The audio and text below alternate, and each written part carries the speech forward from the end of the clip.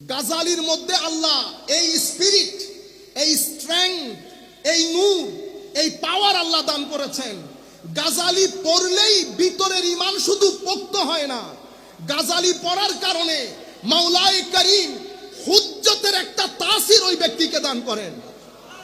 এটা দ্বীন রক্ষার জন্য মাওলায়ে করিমের বিশেষ প্ল্যান। হুজ্জতুল ইসলাম, এরপরে ইমাম জালালউদ্দিন রুমি রহমতুল্লাহি আলাইহি, এরপরে আরেকজন আমাদের এশিয়ার ডক্টর আল্লামা ইকবাল। ডক্টর আল্লামা, আমরা বেশিরভাগ মানুষ ইকবালকে চিনিও না, পড়িও না।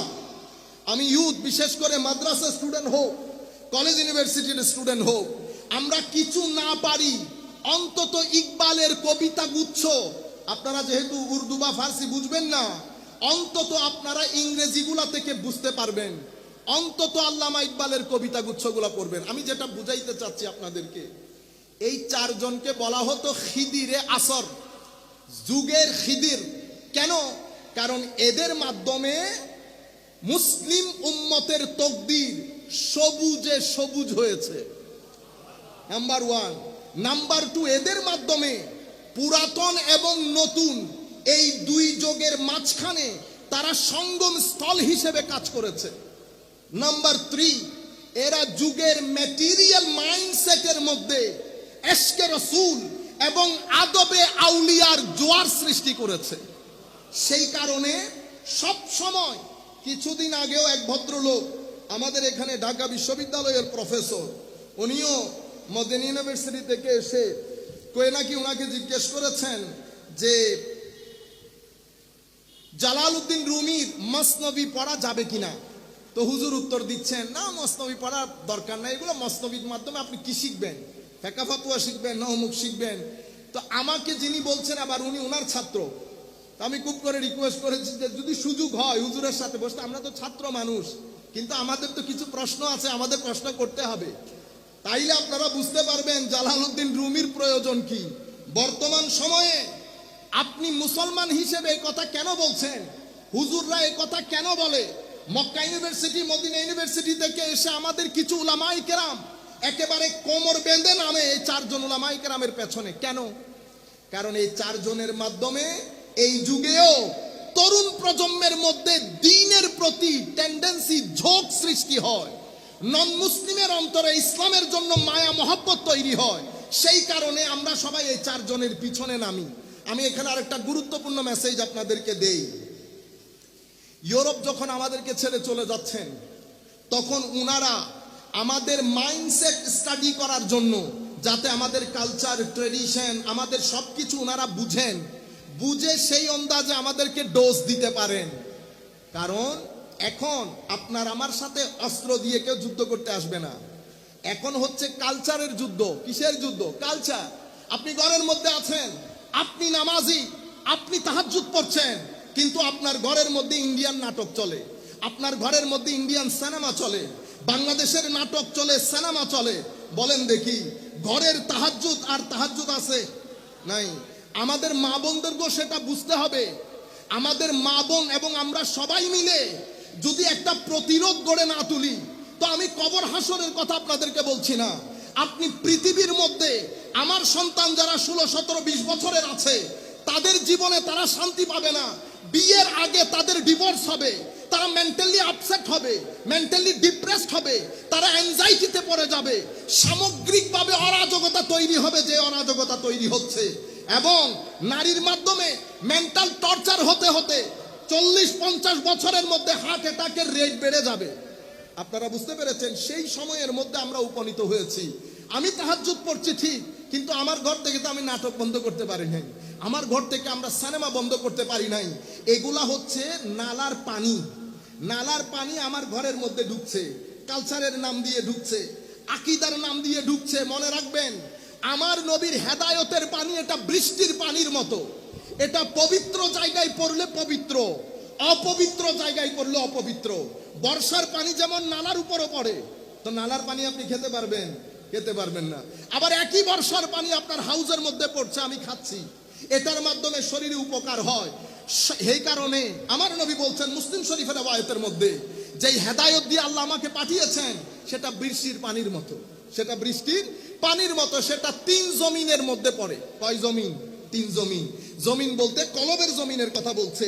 একইভাবে সূরা হাদীদের মধ্যে আমার আল্লাহ ইশারা করছেন, ইলামু আন্নাল্লাহা ইউহিল আরদা বা'দা মাউতিহা কদ বায়্যানা লাকুমুল আয়াতি লাআল্লাকুম তাকিলুন।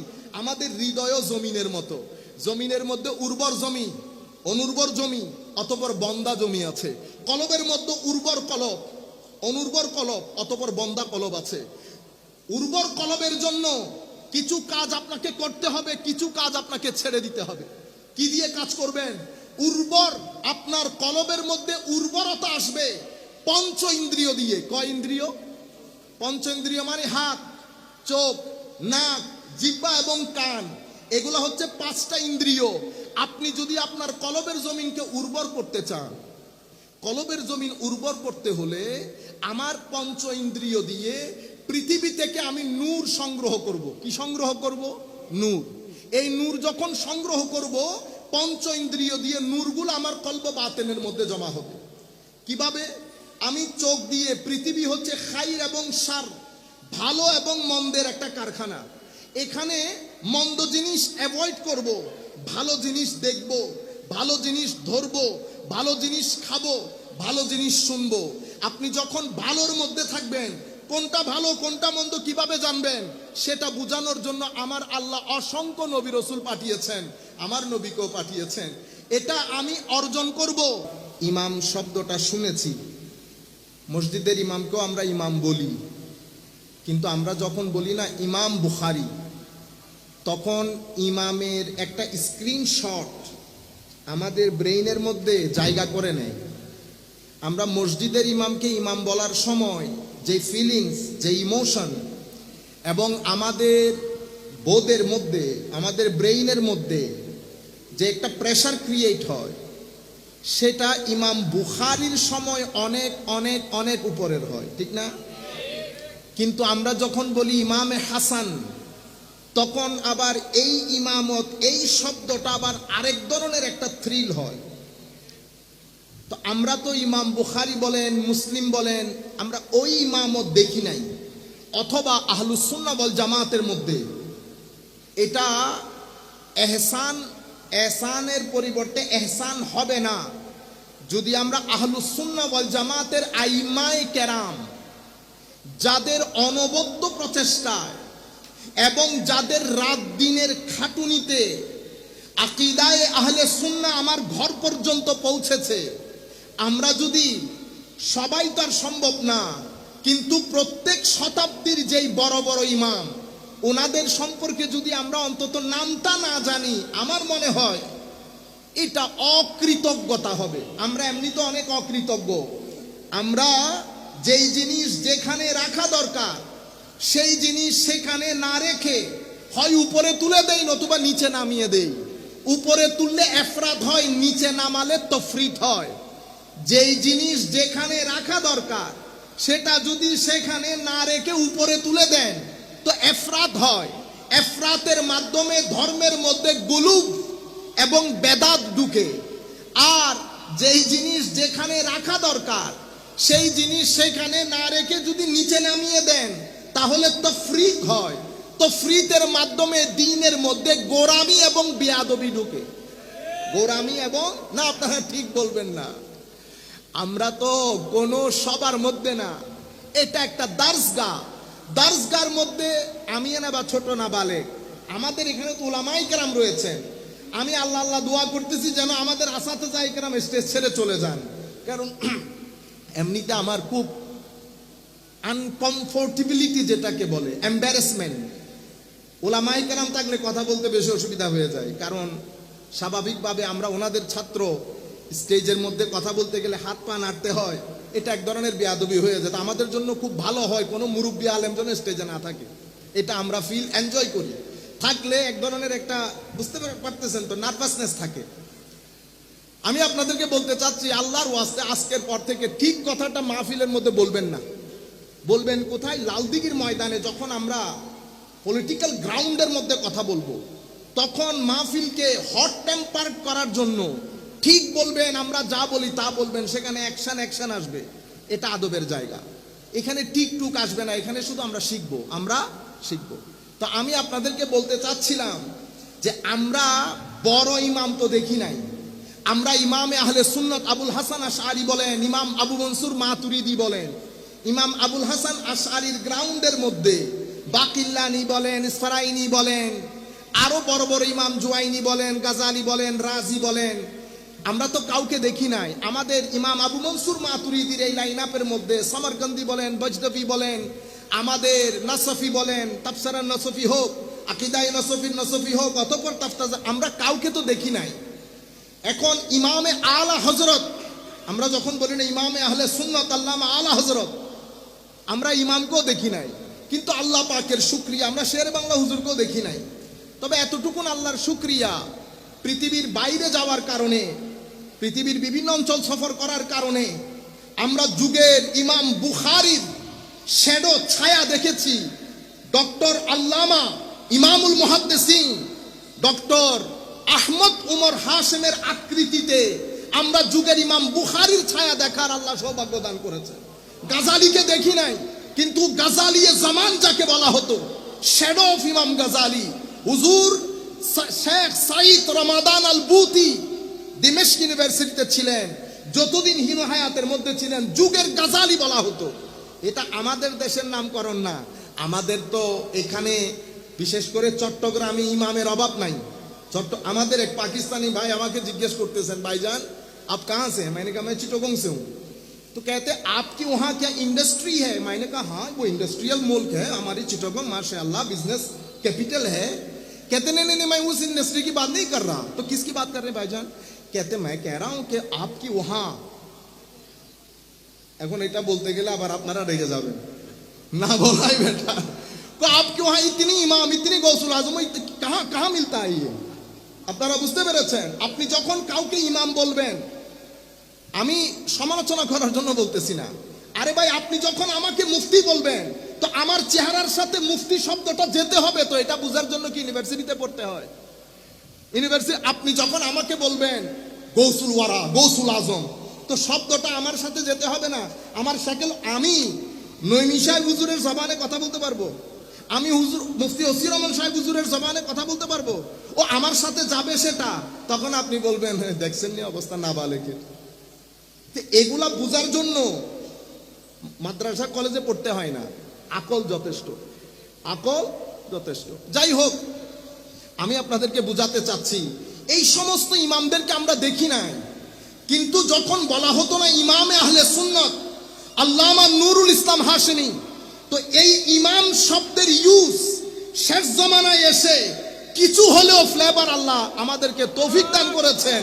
আমরা দেখেছি যে হুজুরের সাথে ইমাম শব্দের কেন যেন একটা কম্পেটিবিলিটি আছে, জিনিসটা যায়, আমার সাথে যাবে, পরবর্তীতে আপনি আর কারো সাথে এই ধরনের আরেকটা বড় আজিম দান হুজুর খতিবে বাঙ্গাল আল্লামা জালালউদ্দিন আল কাদরি রহমতুল্লাহ আলাইহি জমিয়তুল ফালার খেতাবতের চেয়ারে আমার মনে হয় কিয়ামত পর্যন্ত আর দ্বিতীয় জন আসবে না। তো আমি আপনাদেরকে বলতে চাচ্ছি, এটা আল্লাহ পাকের শুকরিয়া যে আল্লাহ ইমামে আহলে সুন্নত, ইমামে আহলে সুন্নতের ইমামতের মাধ্যমে আমরা মাতুরিদি পূর্ববর্তী উলামায়ে কেরামকে না দেখলেও হুজুরকে দেখলে আমরা আধুনিক যুগও বুঝতে পেরেছি, পুরাতন যুগও বুঝতে পেরেছি। হুজুরের ইবাদত, রিয়াজত, তাকওয়া, পরহেজগারি, বসা, সুন্নতে রাসূলের উপর হুজুরের আমল, পাবন্দ থাকা, আমরা তো পূর্ব যুগের উলামায়ে কেরাম দেখি নাই, উলামায়ে কেরামের রাত দেখি নাই, দিন দেখি নাই, কিন্তু হুজুর আল্লামা হাশমি রহমতুল্লাহি আলাইহি মাহফিলে যাওয়া, যেহেতু আমাদের ঘরে হুজুর, আমরা একেবারে ছোটকাল থেকে আমাদের ঘরের মাহফিলের মধ্যমণি ছিলেন হুজুর আল্লামা নুরুল ইসলাম হাশমি, হুজুর আল্লামা মুফতি মুজাফফর আহমদ সাহেব কিবলা রহমতুল্লাহি আলাইহিম আজমাইন, ওনারা দুইজন আমাদের মাহফিলের মধ্যমণি ছিলেন। হুজুরদের উঠা, বসা, খাওয়া, চাল চলন, আপনি যদি চান নিজেকে একেবারে 1400 বছর পুরানো মনে করতে পারবেন। দান করটে শোয়া, আমরা এগুলোর কোনো পরোয়া করি না। সেই ধরনের একজন ইমামের উরসে আমরা এসেছি, স্টেজ ভরা উলামায়ে কেরাম। আমার পূর্বে যিনি আলোচনা করেছেন, আমাদের অত্যন্ত শ্রদ্ধার, আমার শ্রদ্ধাভাজন শিক্ষাগুরু এবং সম্মানিত উলামায়ে কেরাম যারা এখানে আছেন, অসংখ্য উলামায়ে কেরাম আমাদের শিক্ষাগুরুদেরও শিক্ষাগুরু। আমরা সকলকে, যাদেরকে কদমবুচি করা দরকার কদমবুচি জানাচ্ছি, সকলকে সশ্রদ্ধ সালাম দিয়ে আমাদের সংক্ষিপ্ত আলোচনা শুরু করছি। আসসালামু আলাইকুম ওয়া রাহমাতুল্লাহি তাআলা ওয়া বারাকাতুহু। সম্মানিত উপস্থিতি, উম্মতে মুসলিমার মধ্যে 4 জন বড় আলেম।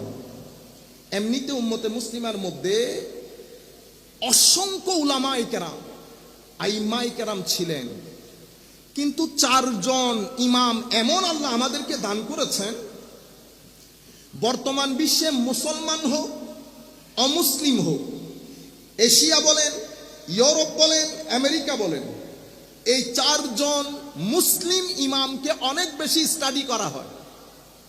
4 জনকেই বলা হতো খিজিরে আসর। প্রত্যেকেই আপন আপন জামানার খিজির বলা হতো।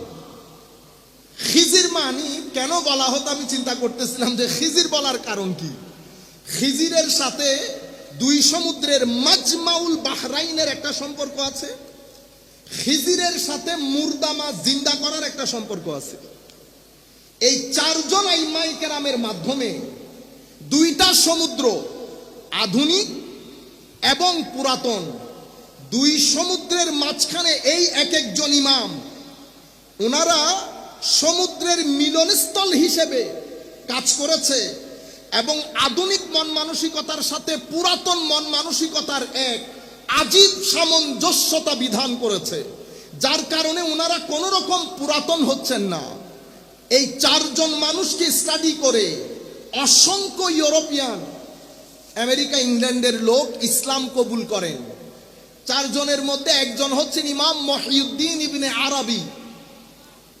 এই জন্য ওনার উপরে কুফরের ফতোয়া বেশি লাগে। আমাদের কিছু ভাই মদিনা ইউনিভার্সিটিতে, মক্কা ইউনিভার্সিটিতে স্টাডি করেন, তো ওনারা যখন ওখান থেকে ফেরত আসেন, বাদার রুজু একেবারে কুল্লুহুম ইউহাবিলুন, সবাই চেষ্টা করে কি করার জন্য, ফতোয়া দেওয়ার জন্য এই 4 জনের উপর। কারণ এই 4 জনই উম্মতের খিজিরে আসর।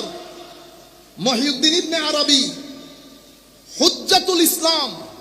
আমি ইউথদেরকে বলবো আল্লাহর ওয়াস্তে, বর্তমান সময়ে যদি আপনি ইসলামের প্রচার এবং প্রসারে ভূমিকা রাখতে চান, অবশ্যই ইমাম গাজ্জালিকে পড়বেন। ইমাম গাজ্জালি বর্তমান সময়ের the most relevant person to the modern time and situation. If anybody is interested to take part in the propagation of deen, in the tabligh of deen, any of you, যেই চাইবেন কিছু দিন বুঝার জন্য, মানুষকে কনভিন্স করার জন্য, অবশ্যই গাজ্জালি পড়বেন। গাজ্জালির মধ্যে আল্লাহ এই স্পিরিট, এই স্ট্রেংথ, এই নূর, এই পাওয়ার আল্লাহ দান করেছেন। গাজ্জালি পড়লেই ভিতরের ঈমান শুধু পোক্ত হয় না, গাজ্জালি পড়ার কারণে মাওলায়ে করিম হুজ্জতের একটা তাসির ওই ব্যক্তিকে দান করেন। এটা দ্বীন রক্ষার জন্য মাওলায়ে করিমের বিশেষ প্ল্যান। হুজ্জতুল ইসলাম, এরপরে ইমাম জালালউদ্দিন রুমি রহমতুল্লাহি আলাইহি, এরপরে আরেকজন আমাদের এশিয়ার ডক্টর আল্লামা ইকবাল। ডক্টর আল্লামা, আমরা বেশিরভাগ মানুষ ইকবালকে চিনিও না, পড়িও না। আমি ইউথ, বিশেষ করে মাদ্রাসা স্টুডেন্ট হোক, কলেজ ইউনিভার্সিটির স্টুডেন্ট হোক, আমরা কিছু না পারি, অন্তত ইকবালের কবিতা গুচ্ছ, আপনারা যেহেতু উর্দু বা ফার্সি বুঝবেন না, অন্তত আপনারা ইংরেজিগুলা থেকে বুঝতে পারবেন, অন্তত আল্লামা ইকবালের কবিতা গুচ্ছগুলা পড়বেন। আমি যেটা বুঝাইতে চাচ্ছি আপনাদেরকে, এই 4 জনকে বলা হতো খিজিরে আসর, যুগের খিদির। কেন? কারণ এদের মাধ্যমে মুসলিম উম্মতের তকদির সবুজে সবুজ হয়েছে, নাম্বার 1। নাম্বার 2, এদের মাধ্যমে পুরাতন এবং নতুন এই 2 যুগের মাঝখানে তারা সঙ্গম স্থল হিসেবে কাজ করেছে।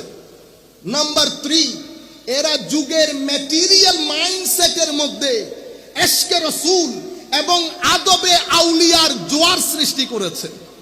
সেই কারণে সব সময়, কিছুদিন আগেও এক ভদ্রলোক আমাদের এখানে ঢাকা বিশ্ববিদ্যালয়ের প্রফেসর, উনিও মদিনা ইউনিভার্সিটি থেকে এসে কয়ে নাকি ওনাকে জিজ্ঞেস করেছেন যে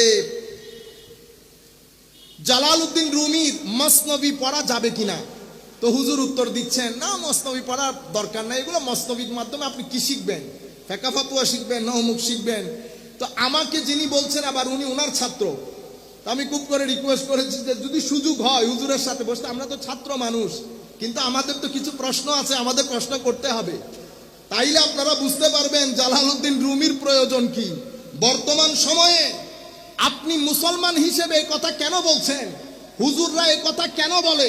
মক্কা ইউনিভার্সিটি মদিনা ইউনিভার্সিটি থেকে এসে আমাদের কিছু উলামায়ে কেরাম একেবারে কোমর বেঁধে নামে এই চারজন উলামায়ে কেরামের পেছনে। কেন?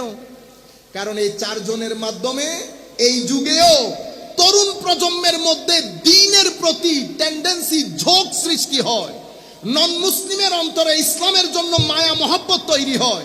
সেই কারণে আমরা সবাই এই চারজনের পিছনে নামি। আমি এখানে আরেকটা গুরুত্বপূর্ণ মেসেজ আপনাদেরকে দেই।